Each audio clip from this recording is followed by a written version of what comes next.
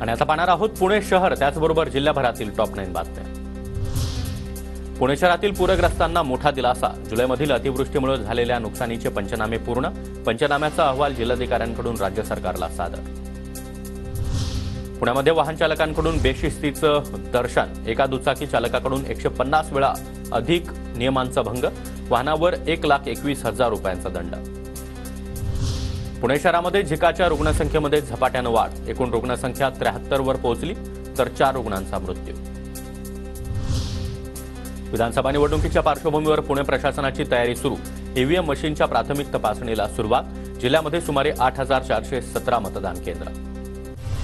पुणे ग्रामीण पोलीस दलातील भरती प्रक्रियेतील चालक पदाची लेखी परीक्षा उद्या पार पडणार। वडगाव बुद्रुकच्या सिंहगड इन्स्टिट्यूटमधील केंद्रावर परीक्षा होणार। गणेशोत्सवातील ढोल ताशा पथकांची संख्या कमी करा। नियमावलीमध्ये हा निर्णय घालून द्या। शांतता राखण्यासाठी सजग नागरिकांची पुणे पालिकेकडे मागणी।